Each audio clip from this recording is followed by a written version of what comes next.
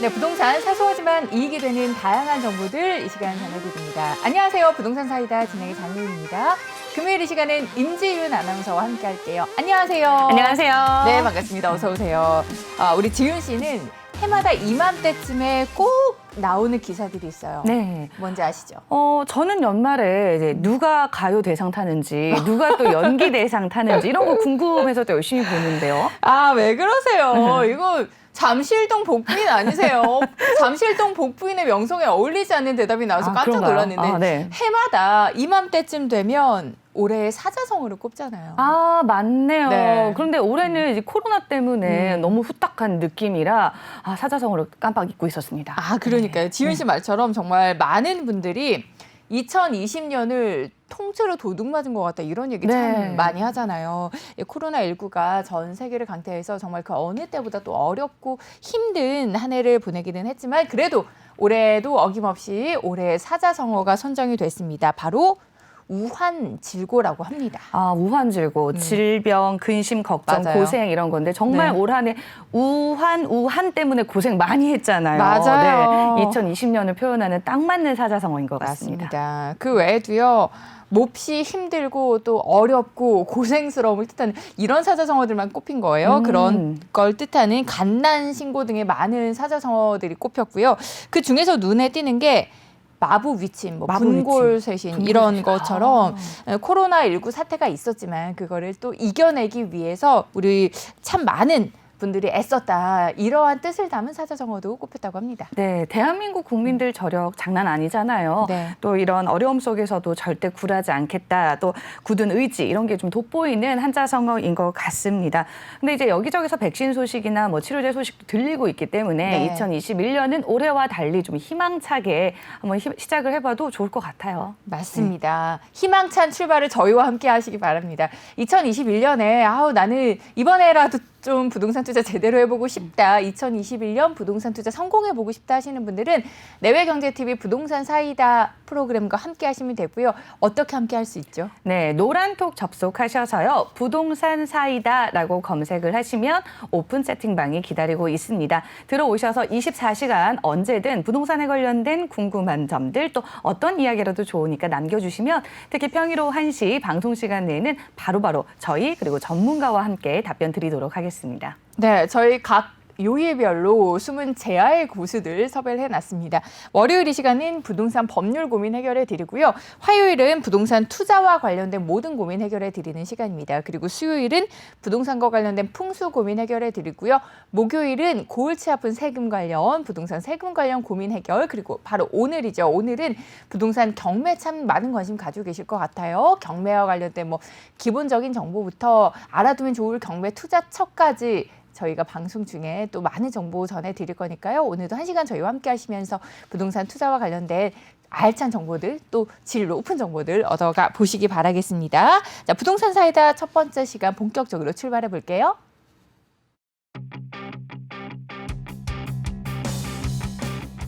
안녕하세요 시청자 여러분, 부동산 사이다 임지윤입니다. 저는 지금 믿을 수 있는 그리고 정말 괜찮은 부동산을 위해서 직접 발로 뛰기 위해 이렇게 집 밖으로 막 나왔습니다.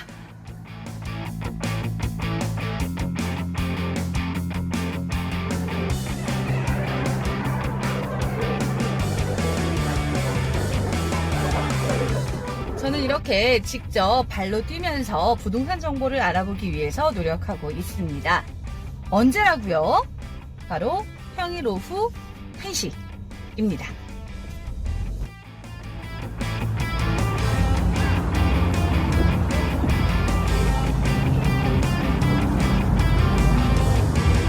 앞으로 평일 오후 1시간 동안 저와 함께 부동산에 대한 요모조모 다양한 이야기를 나눠볼 건데요. 특히 노란톡에 접속하시는 거 잊지 마시고요. 노란톡에서 저와 함께 많은 이야기 나누면 제가 인사도 해드리고 정보도 드리고 또 답글도 남겨드리도록 하겠습니다. 앞으로 부동산 사이다를 통해서 여러분들의 부동산 고민들 또 여러 가지 궁금한 이야기들 많이 가져가시고요. 평일 오후 1시 부동산 사이다 잊지 않고 꼭 시청해주세요. 감사합니다. 방송에서 만나요.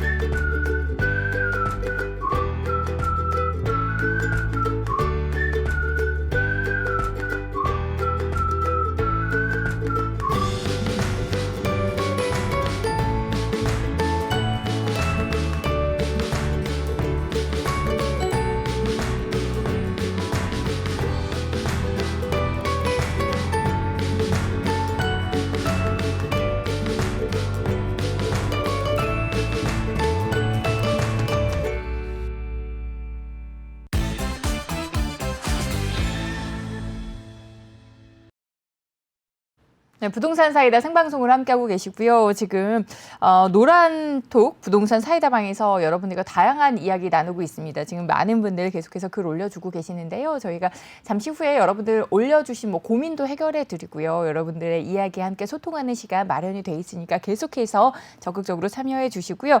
부동산 사이다 이슈 팩트로 문을 열어보도록 하겠습니다. 지금 이 순간, 지금 이 시각 부동산 시장에서 이슈가 되고 있는 팩트 체크해보는 시간인데요. 어떤 일들이 이슈가 되고 있는지 먼저 살펴보도록 할게요. 대책을 쏟아냈지만 집값은 목 잡고 전세난이 심화되고 있다라는 이야기입니다. 2020년 부동산 시장 아파트 평균 매매가가 6.64%가 올랐다고 하죠. 그 중에서도 또 정말 세종시의 아파트 상승률이 굉장했습니다. 변동률이 43.64%라고 해요. 그래서 1위를 기록했다고 하는데 정말 규제 폭탄이 나오고 있지만 지금이 아니면 집을 못 사겠다 이런 생각을 가지고 계신 분들이 많아서 패닉 바잉 현상이 계속해서 나타나고 있고요. 그러면서 영끌 주택 자금을 마련해서 계속해서 집을 사다 보니까 아파트 시장이 특히나 부동산 시장 중에서도 아파트 시장이 계속해서 상승하는 형태가 모습이 보여지고 있다라는 기사고요. 다음 기사도 보도록 하겠습니다. 백약이 무효다. 전세값 오르자 다시 고개 든 갭 투자라는 기사가 눈에 띕니다. 사상 최악의 전세난으로 전세값이 급등하고 있어요. 그래서 한동안 자취를 감췄던 전세를 끼고 집을 사는 게 이른바 갭 투자라고 하죠. 그런 갭 투자가 비규제 지역을 중심으로 다시 고개를 들고 있다라고 합니다. 전세값이 너무 많이 오르다 보니까 매매값과 전세값의 차이가 크지 않은 거예요. 그러니까 소액으로 갭 투자가 가능하다 보니까 이렇게 갭 투자하는 그런 수요층이 많이 몰리고 있고요. 그러면서 또다시 매매값을 끌어올리는 이런 집값 상승의 악순환이 이루어지고 있습니다. 전세 매물을 늘릴 수 있는 어떠한 실효성 있는 대책이 나오기를 좀 기대해 보겠고요. 마지막으로 뉴스 하나 더 볼게요. 한 달 만에 또 파주, 천안, 울산, 부산 등 36곳이 조정 지역으로 지정됐다. 어제 저희 방송에서 지정이 될 수도 있다라는 기사를 소개를 해드렸는데 어제였습니다. 지정이 됐습니다. 살펴보도록 할게요. 일단 창원의 의창구는 투기 과열지구로 지정이 됐고요. 그 외에 부산 9곳, 또 저희가 항상 방송에서 이야기했던 파주 또 지정이 됐습니다. 그럼 포항, 창원, 순천, 울산 2곳 등 신규 지정된 부동산의 조정 대상 지역만도 36곳입니다. 이게 계속해서 풍선 효과가 사실 한 지역에만 국한된 게 아니고 전국적으로 풍선 효과가 나타나고 있는 상황입니다. 그런 상황에서 이렇게 두더지 잡기식으로 대책이 나왔을 때 효과를 낼 수 있을지는 조금 지켜봐야 되는 문제일 것 같고요. 그리고 부동산 시장의 이렇게 흐름들 그리고 이슈들, 뉴스들 저희 방송 중에 매일매일 전해드리니까요. 저희 방송 함께 하시면서도 부동산 정보 받아보시면 좋겠습니다. 자, 오늘 주요 뉴스까지 살펴봤고요. 키워드를 통해서 이 시각도 가장 핫한 이슈들 낱낱하게 살펴보는 시간입니다. 오늘의 키워드는 어떤 건가요, 지은 아나운서? 네, 12월 18일 금요일 오늘의 키워드는 무엇인지 먼저 화면으로 만나보시겠습니다. 최고 최저, 패닉바잉, 역시나 서울에 10억 원 돌파. 네, 최고 최저라는 게 최고 집값을 이야기를 하는 건지 패닉 바잉이 저희가 방송 중에 항상 하는 이야기고요. 역시나 서울에 뭔가 이제 짐작이 갑니다. 10억 원을 돌파했다라는 이렇게 키워드 4가지 알려드렸는데 이 키워드가 어떤 공통된 이슈를 뜻하고 있는지 내외경제TV 부동산 사이다 창에 여러분들 자유롭게 짐작해 주시고 올려주셔도 좋을 것 같아요. 저희가 어제 이렇게 말씀을 드렸더니 키워드 4개만으로 벌써 우리 시청자분들이 다 맞추셨거든요. 탐정이세요. 네, 추리력이 그러니까요. 아주 대단하십니다. 네. 방송 함께 하시면서 이제 부동산에 대한 워낙에 관심이 뜨겁다 보니까 키워드만으로도 계속해서 대화가 이루어지는 것 같아요. 여러분들 소통하는 공간입니다. 노란톡 오픈 채팅창에 부동산 사이다 검색하셔서 들어오시고요. 자유롭게 저희가 올려드린 키워드에 대한 이야기도 나눠주시고요. 또 잠시 후에는 경매와 관련된 시간도 마련이 되어 있으니까 경매 궁금증도 올려주세요. 저희는 잠시 쉬었다가 키워드 4가지 낱낱하게 분석해드리는 시간으로 돌아올게요. 바야흐로 1970년대 초 부동산 현장에 심심치 않게 목격되던 여성들이 있었으니 그 이름하야 복부인. 북부인의 연령은 대부분 3, 40대로 양장을 즐겨 입고 사철태가 크고 굵은 안경을 즐겨 끼고 다녔다. 북부인은 500만 원을 5장이라고 표현하며 약간의 콧소리를 내며 삿대질을 곧잘 한다. 이건 얼마에 샀슈? 5장이면 만사 오케이야. 그런데 저 건물은 왜 저 모양으로 생겼어? 아주 저질이구만. 복부인은 있지만 복남편은 없는 거 알죠? 그만큼 부동산 시장의 막강 파워 아닙니까? 저 복부인에게 배우는 부동산 알짜 정보 궁금하면 바로 노란톡 부동산 사이다로 오세요.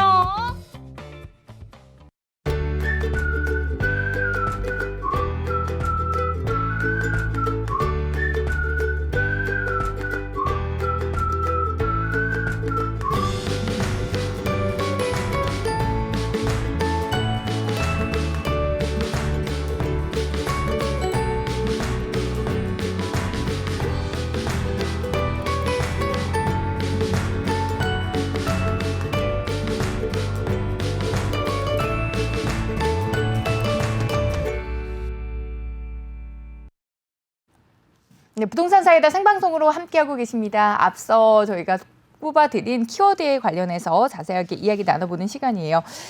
올해 우리나라에서 가장 핫했던 키워드를 하나 꼽자면 단연 부동산이다 이렇게 봐도 될 것 같아요.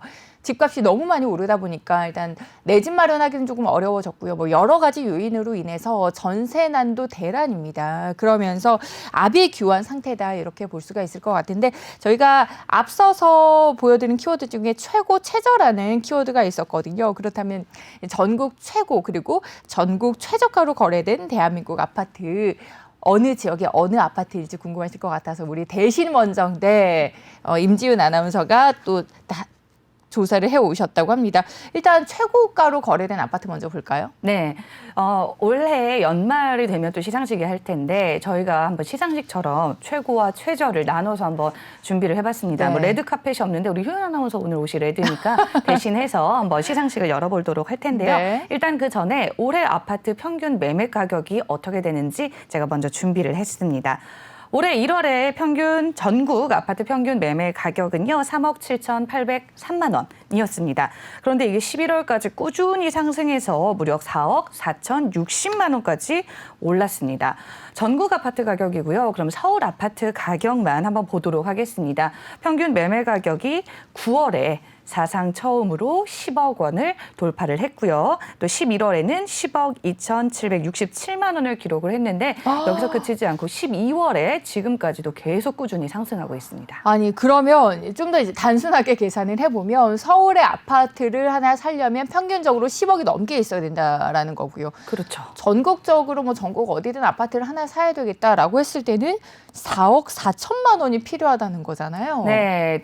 띵동댕 정답입니다. 와, 네, 어마어마하네요. 네, 좋은 건지 모르겠어요. 정답을 네. 맞추셨는데 맞습니다. 근데 벌써부터 놀라시면 안 돼요. 더 아주 어마어마한 소식을 제가 가지고 왔습니다. 네. 말씀하신 대로 올 한 해 그럼 가장 비싼 최고가를 경신한 아파트 아마 지금부터 확인을 하시면 입이 안 다물어지실 것 같습니다. 2020년 전국에서 가장 비싸게 거래된 아파트는요. 5개 준비를 했는데요. 바로 1위가 용산구 한남동에 위치한 언덕 아파트입니다. 무려 77억 5천만 원. 네, 77억. 하나를 77억 5천만 원. 그렇죠. 77, 뭐 숫자가 예쁘긴 한데, 네, 77억이라는 어마어마한 가격이고요.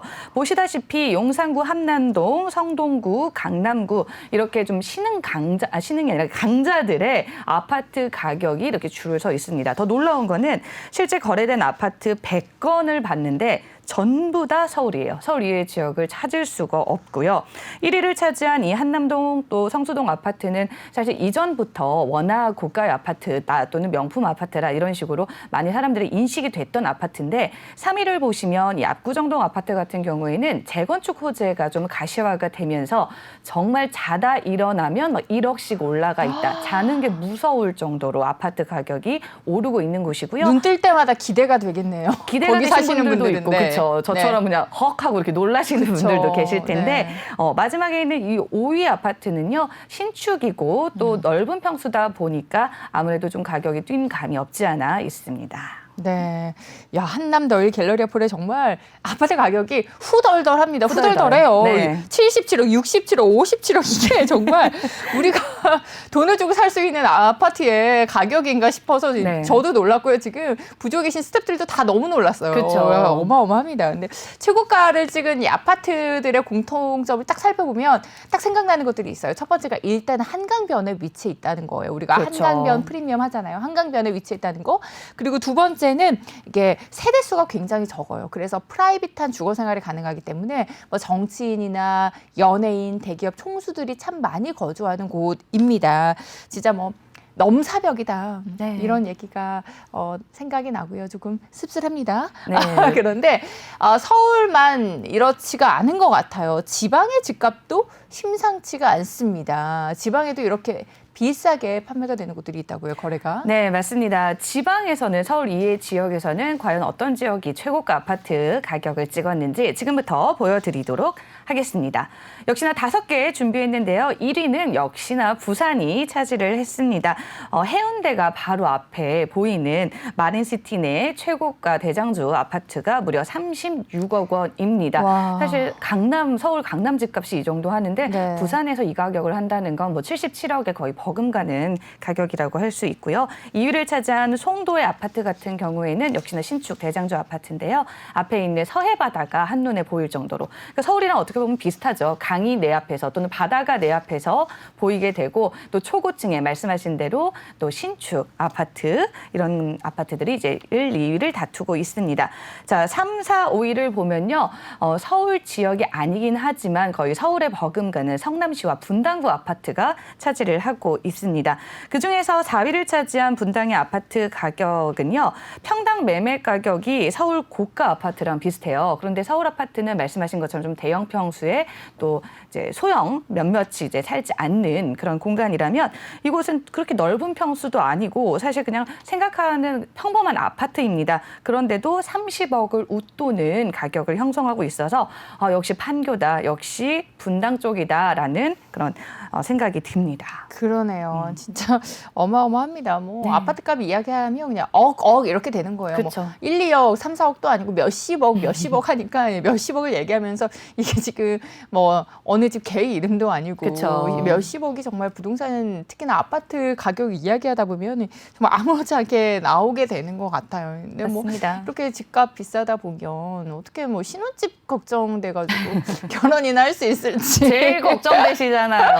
근데 하실 수 있어요. 한 네. 20년 가까이 숨도 안 쉬고 월급을 다 모으시면 할 수 있기 때문에 희망을 갖고 집을 사시면 되겠습니다. 그럼 이제 나이 한 60 가까이 됐을 때 그쵸. 결혼하면 결혼하면 되죠. 그때도 신혼이죠. 결혼하면 60대. 네. 정말 너무 씁쓸해요. 이렇게 이야기하는 현실이 정말 씁쓸하고 진짜 남일 같지 않습니다. 근데 우리가 이렇게 너무 위만 보고 살 수는 없어요. 네. 그러다 목 부러집니다. 그래서 우리가 또 최저가로 거래된 아파트들 보면서 또 마음의 위안, 우리도 희망을 가질 수 있다라는 생각을 가져봐야 될 것 같거든요. 최저가로 거래된 아파트는 어딘가요? 네, 위로를 좀 많이 드릴 수 있을 것 같습니다.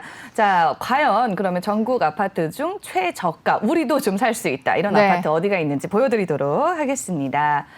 자, 우주센터가 있는 전남 고흥군에 있는 아파트는요, 무려 515만 원에 거래가 됐고요. 그 외에 수원, 충북, 전북, 경북 이런 순으로 가장 저렴하게 거래된 아파트 이렇게 순위를 매길 수 있습니다.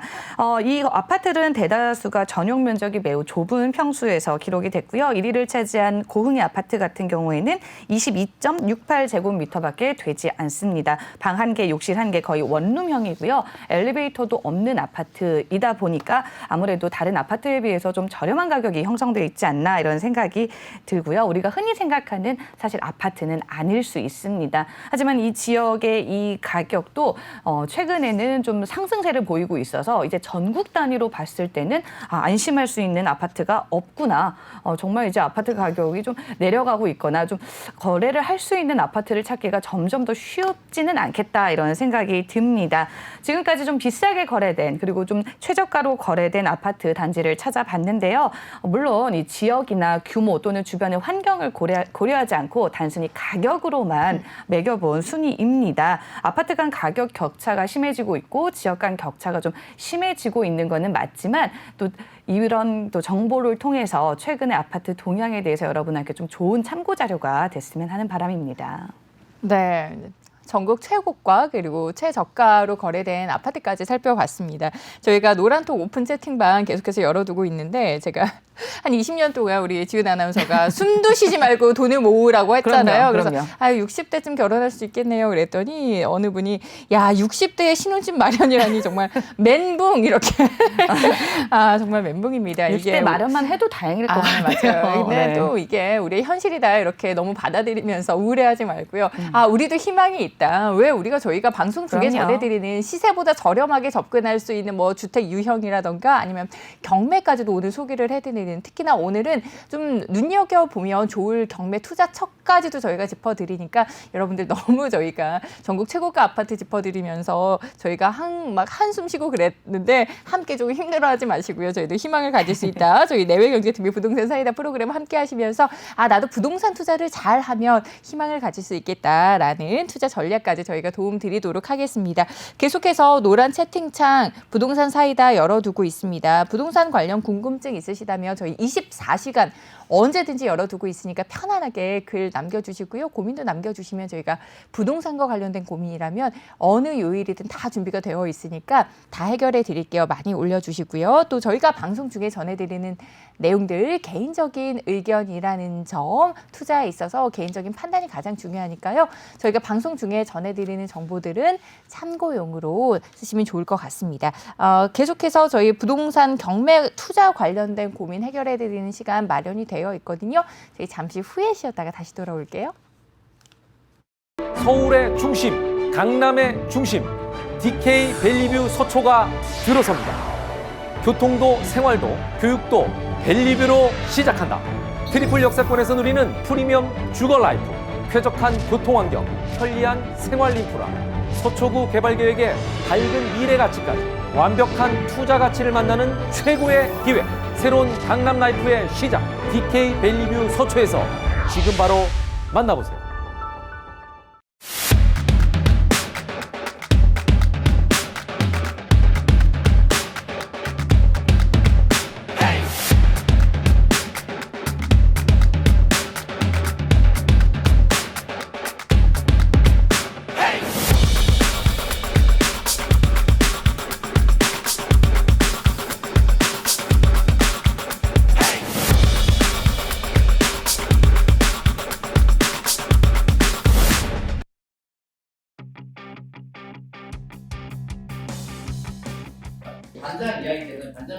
네, 여러분 안녕하세요. 부동산 사이다에서 이제 매일 오후 1시에 여러분들을 만나 뵙게 될 장윤입니다. 여러분들을 처음 만나 뵙는 브이로그에 어떤 내용을 담아볼까 고민을 하다가 요즘 다들 비슷한 고민하잖아요. 부동산 고민, 어떤 고민들을 하고 있는지 오늘 이제 제가 녹음 왔거든요. 그래서 같이 녹음하는 친구들과 대화하는 거를 좀 자연스럽게 담아볼까 합니다. 다들 지금 한 20대, 30대, 40대들의 부동산 고민 어떤 게 있는지 들어볼게요. 자, 어떤 고민 가지고 계세요?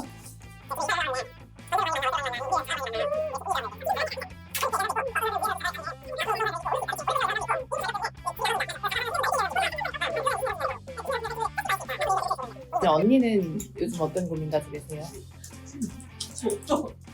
아니 근데 솔직히 이런 고민은 드는 게 전세 연장했는데 계속 오르니까 이걸 계속 오르면서 가야 되나? 아니면 사야 되나? 이러면서 근데 시기가 너무 차이 되는 건지 이번에 안 샀다가 또 계속 또 오르는 게 아니라 이런 거지. 전세가 계속 이렇게 오르다 보니까 이제 계속해서 전세를 살아야 될지 아니면 매매를 해야 될지 이 부분에 대해서 다들 젊은 층도 고민을 많이 하시는 것 같아요. 여러분들 비슷한 고민 가지고 계실 것 같은데 고민 가지고 계신다면 지금 빨리 노란 채팅창에 들어오셔서 고민 남겨주시면 저희가 인사도 많이 드리고 여러분들 고민 해결해 드리겠습니다. 많이 들어와 주세요.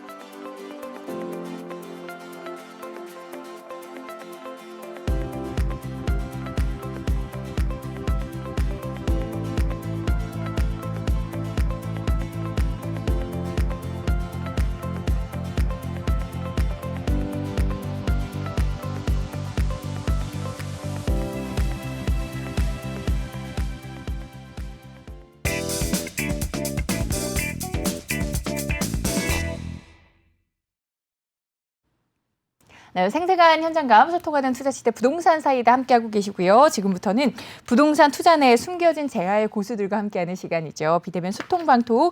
오늘 이 시간에는 부동산 경매 분야에서 재화의 고수로 정말 알려주신 아주 유명한 분입니다.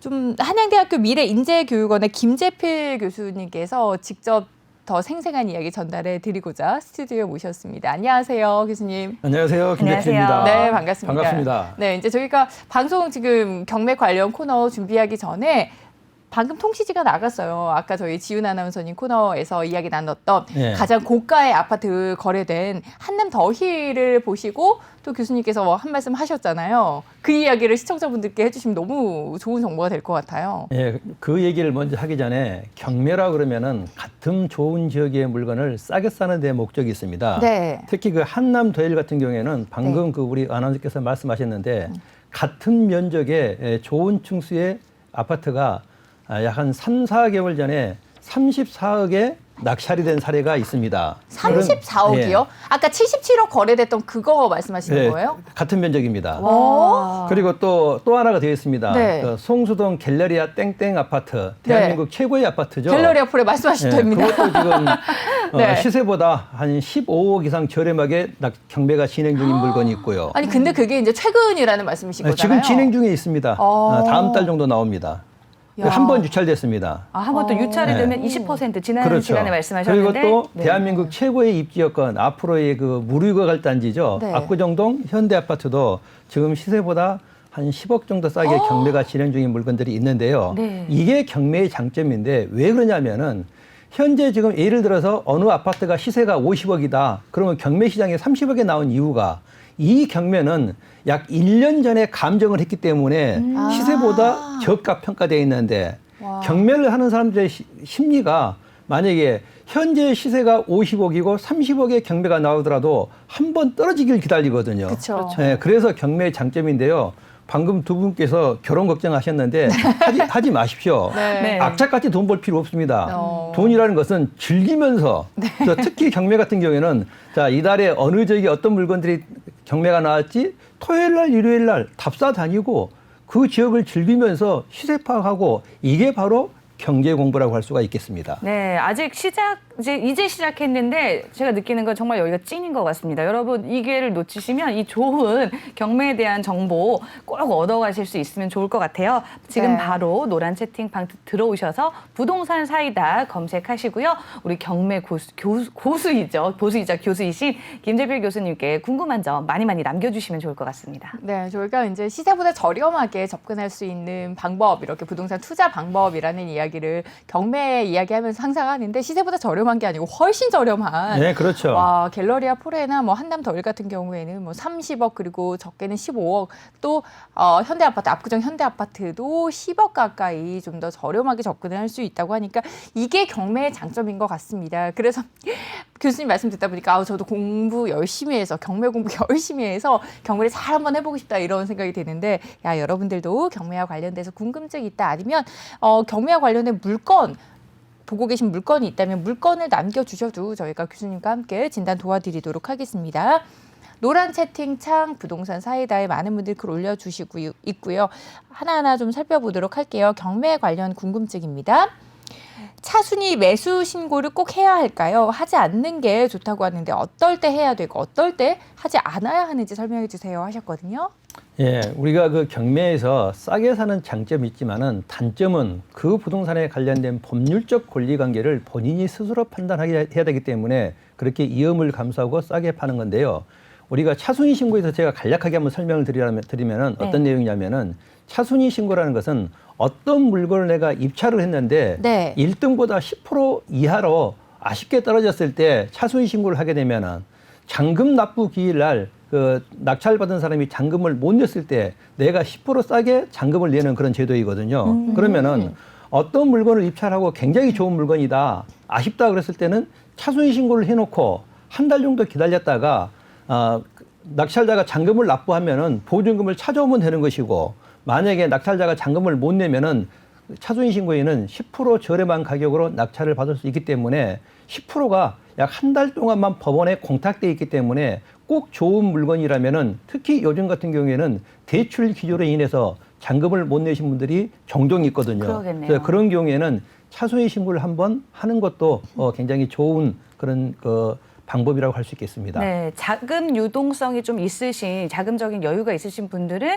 이 차순위 신고를 하셔서 조금 더 좋은 물건이라면 기다려보면 더 좋을 수도 있다. 이런 말씀. 그렇죠. 기회를 주는 거죠. 그렇죠. 네. 네, 다음 질문도 살펴보도록 하겠습니다. 잔금 납부 시에 누구를 상대로 인도 명령 신청을 해야 하나요? 임차인은 보증보험에 가입을 해서 이미 이사했을 거고요. 소유자는 권리가 없을 것 같고요. 보증보험 회사에 인도 명령 이행을 했다고 해야 하니까 보증보험 회사를 상대로 인도 명령 신청을 해야 하는 건가요? 라고 남겨주셨습니다. 교수님 어떤가요? 예, 그 인도 명령이라는 것은 잔금 납부와 동시에 그 집에 점유하고 있는 자. 네. 자, 그러면은 주택 같은 경우에는 소유자도 있고 임차인도 있고 네. 이런 경우거든요. 근데 방금 그 말씀드린 것 같은 경우에는 보증보험회사에서 대출을 받아서 이사를 갔다는 얘기잖아요. 네. 그러면 그런 경우에는 보증보험이 점유권을 갖고 있기 때문에 그분이 보증보험에서 잔금을 낙찰대금에서 잔금을 받아갈 때는 낙찰자가 명도 확인서를 해줘야 돼요. 이 임차인은 우리 집에서 대출을 받아서 나갔기 때문에 잔금을 갖고 나갔기 때문에 배당을 해주세요라고 배당을 해주거든요. 네. 그때 인도명령 신청하기 전에 이 집은 이미 빈집이다라고 이렇게 확인서를 받아놓으면은 인도명령 신청을 하지 않아도 되고요.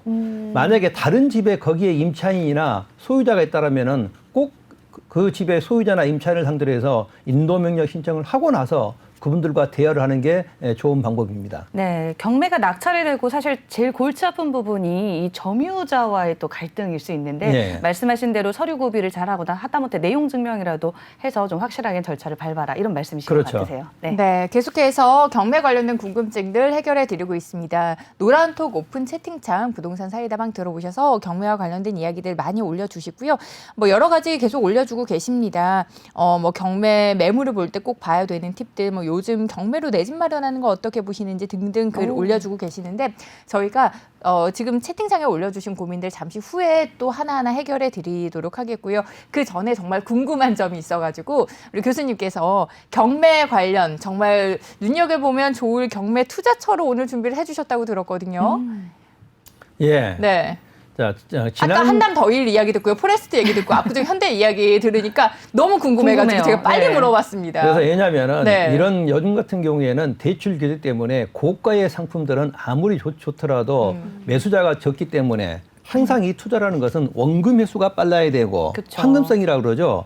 그리고 만약에 예를 들어서 50억을 투자해서 10억을 버나 3억을 투자해서 10%를 버나 프로테이지는 마찬가지거든요. 그래서 이번에는 조금 저렴하게 언제든지 원금 회수를 할 수가 있고 쉽게 매각할 수 있는 물건들을 한 몇 건을 제가 한번 골라봤습니다. 네, 아주 자, 최근에 정말 보면은 경매는. 고양시 굉장히 거기가 핫한 오, 지역이죠. 네, 요즘 고양시 같은 핫하죠. 경우에는 서울의 바로 인접 지역에서 앞으로 거기에 창릉 3기 신도시가 되면은 더 이런 교통 인프라가 좋아지는 곳이거든요. 네. 그래서 고양시의 중소형 아파트를 한번 보겠습니다. 자, 이 아파트 같은 경우에는 고양시의 61736. 네, 창릉 요즘 또 핫한 지역이잖아요. 신도시 들어오시고 또 서울이랑 네. 고향의 사이에서 아주 입지 조건이 좋은 곳인데 과연 어떤 자료, 어떤 물건을 자, 준비하셨을지. 이게 바로 창릉 신도시 뒤편은 행신동입니다. 자, 행신동 같은 경우에는 교통 그 입지를 보면은 KTX도 있고요. KTX도 있고 네. 문산 가는 선도 있고 그리고 네. 자유로가 인접해 있습니다. 네. 그래서 서울 진출로가 굉장히 좋은 아파트인데요. 이 아파트의 전용 면적이 18.1평 그러면은 이걸 따르면 25평형이거든요. 네. 자, 이것은 감정 가격이 2억 6,100인데 1억 8,270만 원 떨어졌습니다. 오. 그러면은 이게 평당 1,000만 원밖에 안 된다는 얘기거든요. 네. 자, 한번 입지 여건을 보면은요. 이렇게 교통 인프라가 잘 돼 있고 여기가 바로 행신역이 가까이 있습니다.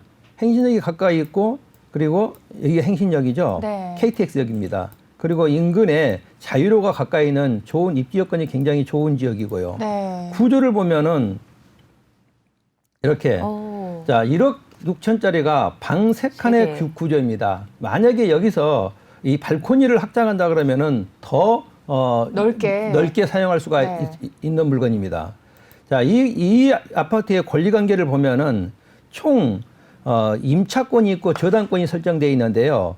여기에 임차인의 전세 보증금이 2억 500만 원입니다. 네. 예를 들어서 지금 현재 감정 가격이 2억 6천이고 최저 가격이 1억 8,200인데 전에 살고 있는 임차인의 보증금이 1억 8천이라는 얘기예요. 2억 500이라는 2억 500, 얘기예요. 네. 그러면 전세 가격보다 더 저렴한 가격으로 물건이 나와 있는 게 그러네요. 바로 행신동의 이 물건인데요. 네. 이 아파트 같은 경우에는 1월 13일 날 입찰이 진행되기 때문에 연말에 쉬실 때 한번 행신동 그 지역을 한번 구경하시고 이 지역의 부동산에 들리셔서 아마 파악하시면은 최소한 시세가 2억 8천에서 3억 정도는 가고 전세가 2억 5천 정도 갈 수 있는 그런 아파트라고 할 수 있겠습니다. 맞아요. 좀만 가면 3호선 뭐 화정역도 또 대곡역도 이용을 할 수가 있고요. 이제 대곡역 워낙에 호재가 많기 때문에 대곡역 호재로 인해서 수혜를 받았던 지역 중에 하나가 바로 행신입니다. 앞으로의 가치도 또 기대가 되고 자유로 말씀해 주셨는데 그냥 자유로뿐만 아니라 제2자유로까지도 이용할 수가 있어가지고 뭐 인근에 상암 바로 인접해 있거든요. 그러니까 상암, 마곡의 직주 근접까지 가능한 그런 지역이니만큼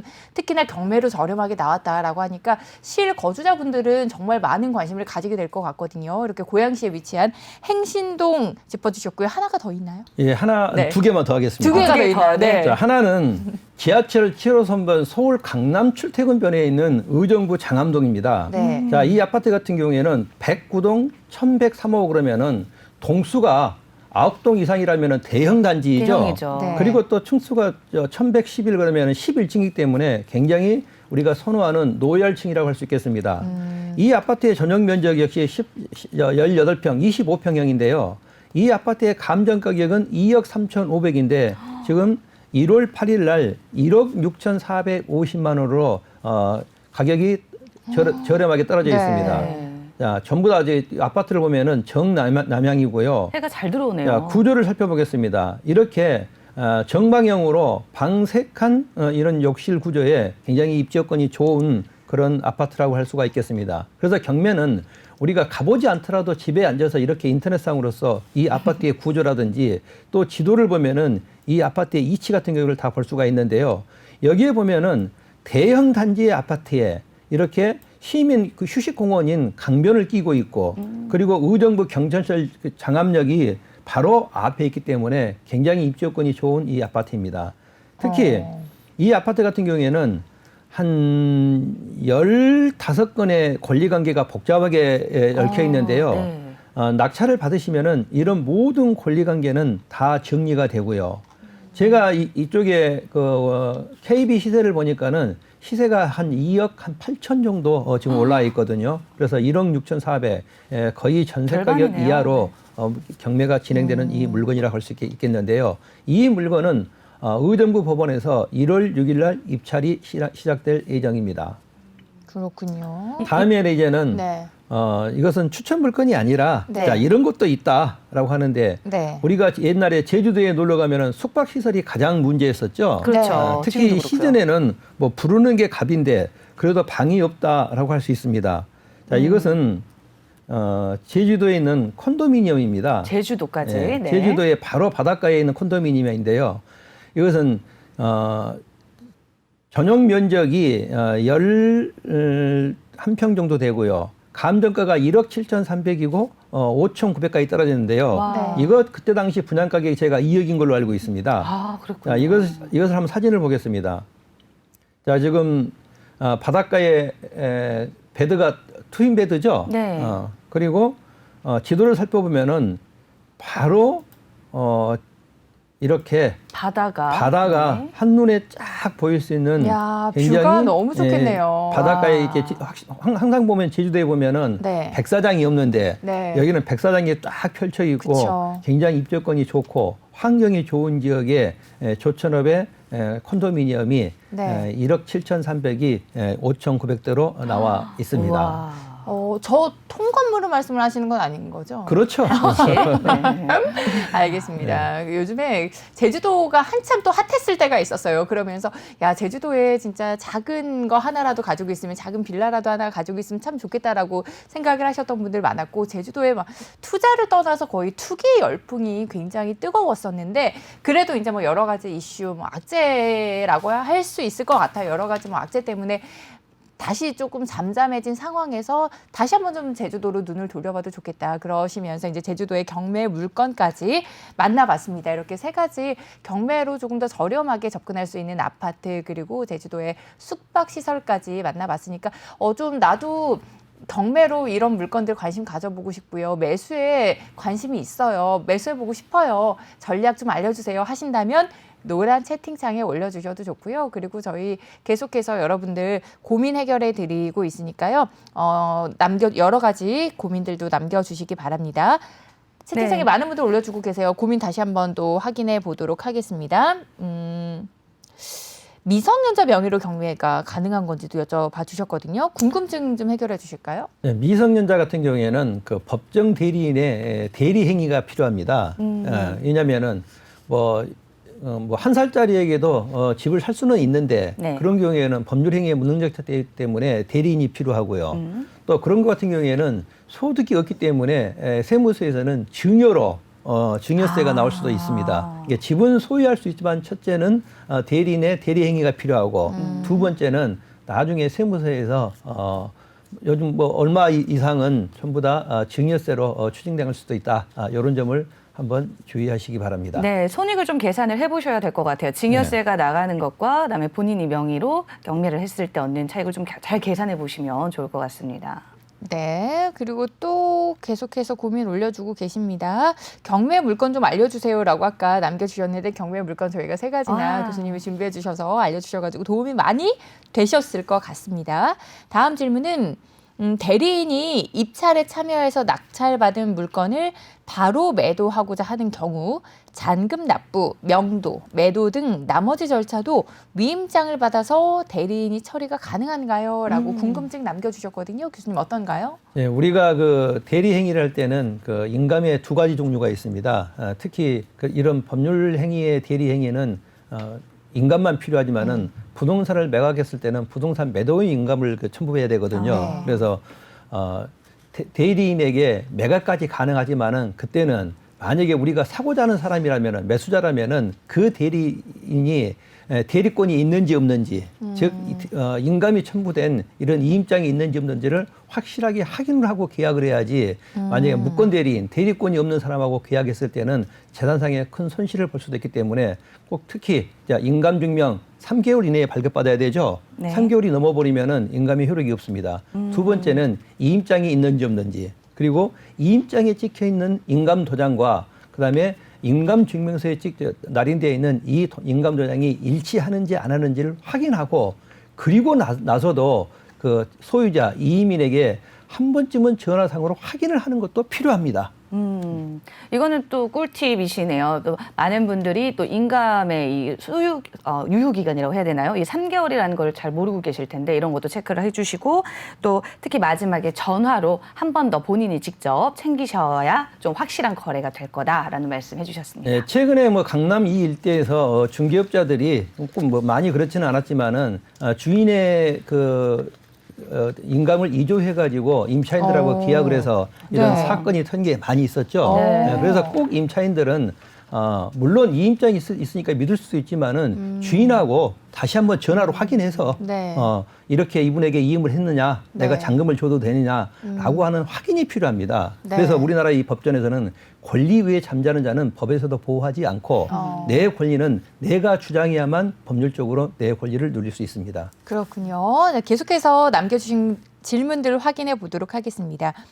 대출 관련 궁금증도 많이 남겨주고 계세요. 왜냐하면 경매에서 좋은 물건 좀 싸게 사는 거는 좋은데 당장 내가 현금이 준비가 안 돼 있으니까 당연히 이제 대출을 끼고 매수를 하실 텐데, 대출을 받으실 텐데, 경매할 때 대출은 어느 정도가 가능한지 여쭤봐 주셨거든요.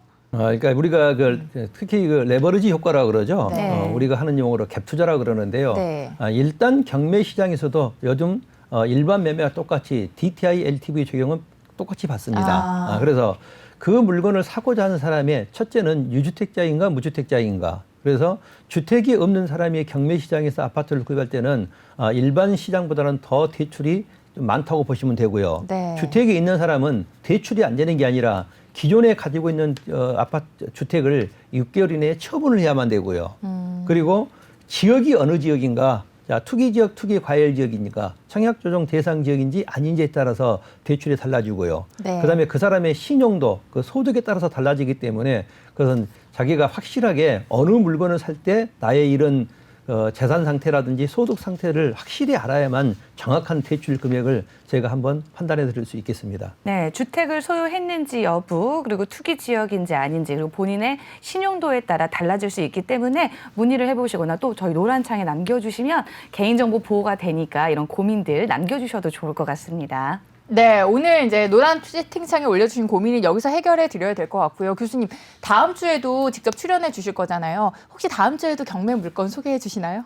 네, 다음 주에도 네. 서울 인근에 요즘 같은 경우에는 네. 그 대출 규제가 주택에 맞춰져 있고요. 네. 이런 월세 수익을 낼 수 있는 그런 물건이라든지 그다음에 토지 시장은 대출 규제가 없거든요. 네. 그래서 요즘은 일부 발빠른 사람들은 그런 쪽으로 투자를 많이 맞아요. 돌리고 있습니다. 규제를 그래서, 피해서 토지로. 최근에 어떤 뉴스를 보니까는 서울의 아파트 가격이 많이 올라갔는데 네. 토지 가격 올라가보다는 그걸 따라잡지를 못했다고 그래요. 네. 그래서 일단은 네. 토지가 있어야 건물이 있기 때문에 네. 다음 다음 주는 그런 쪽으로 토지까지도 한번, 네. 알겠습니다. 기대해 보겠습니다. 함께해 주신 김지필 교수와는 여기서 인사드릴게요. 교수님 고맙습니다. 네, 감사합니다. 네. 오늘 저희가 준비한 소식은 여기까지입니다. 오늘 여러분들 부동산과 관련된 궁금증들 그리고 경매와 관련된 궁금증까지도 실시간으로 해결해 드렸는데요. 저희 이제 24시간 계속해서 열어두고 있습니다. 방송은 여기서 마무리가 되지만 여러분들 계속해서 고민 남겨주실 수도 있고요. 그리고 남겨주시면 저희가 방송이 끝난 후에도 계속해서 피드백하면서 여러분들과 소통하는 방송입니다. 그러니까 주말에도 여러분들 함께 하시다가 부동산과 관련된 궁금증 있다 하시면 편안하게 남겨주시기 바라겠고요. 저희 월요일은 법률과 관련된 고민 해결해 드릴 거니까 법률 고민도 많이 남겨주세요. 생생한 현장감, 소통하는 투자 시대, 네, 부동산 사이다. 오늘 저희가 준비한 소식은 여기까지입니다. 저희는 다음 이 시간에 더 알찬 부동산 정보로 그리고 법률 고민해 드리는 시간으로 다음 주 월요일에 다시 인사드릴게요. 함께해 주신 여러분 고맙습니다. 감사합니다.